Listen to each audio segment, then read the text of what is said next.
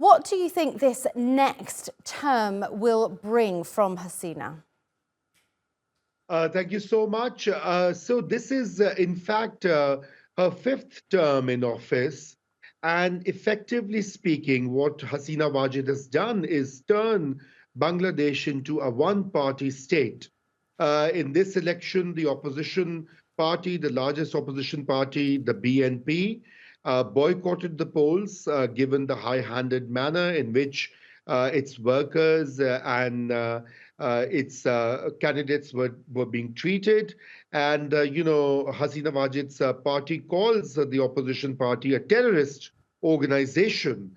And, her authoritarian style of governance is now, I guess, there's a big and massive, discontent and disquiet, but because Hasina Wajid has very effectively controlled state institutions like the bureaucracy, the judiciary, and to a great extent the military, she basically faces no real opposition in the country.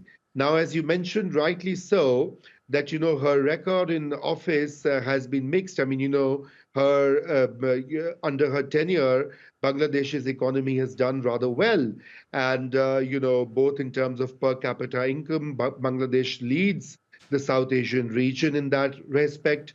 It has a high export value garment industry, and in general, people's lives have seen improve. But at the same time, her critics argue that she has undermined democracy and has cracked down on free press, the civil society, the dissenters. The most notable example, just a few days ago, was the conviction of the Nobel laureate Muhammad Yunus.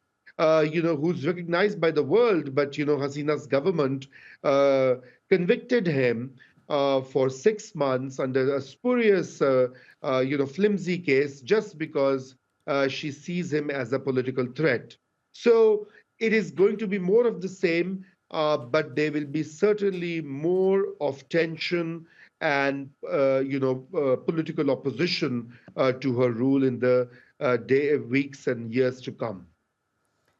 And Raza, you mentioned there that there was a lot of political tension in the run-up to this election, and certainly many Bangladeshis were unhappy about the way it was carried out. Quite a low turnout in the end. Will Bangladeshis stand for the result then?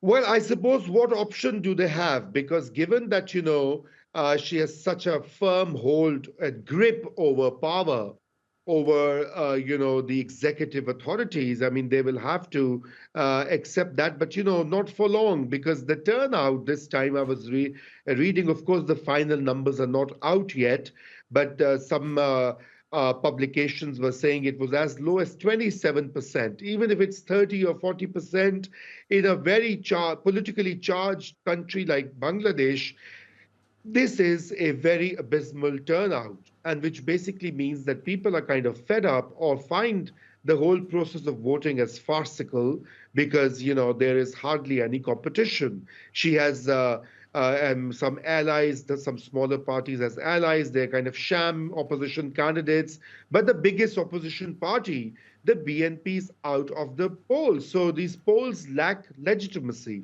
And that is what is going to continue to haunt her next term in office. Raza Rumi from Lahore in Pakistan, many thanks for your insight and analysis and for joining us today.